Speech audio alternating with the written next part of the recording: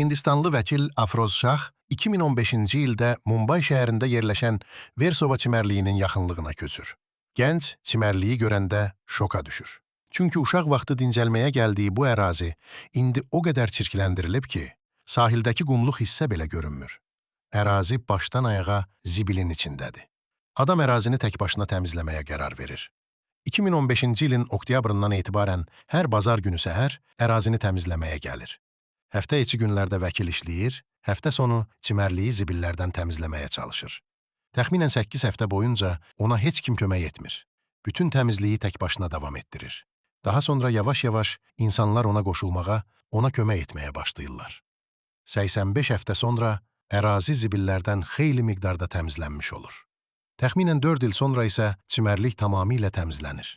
Ümumilikdə sahildən 9 milyon kiloqram zibil çıxarılır. Afroz Şahın bu davranışı bütün ölkəyə yayılır və ondan ilhamlanan minlərlə insan başqa əraziləri təmizləməyə başlayır. Təbliğat genişlənir və Afroz Şah fondu yaradılır.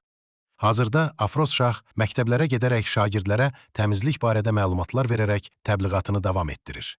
Afroz Şah müsahibəsində belə deyir: "Bu dünya çox danışır. Məncə az danışıb çox iş görməlisən."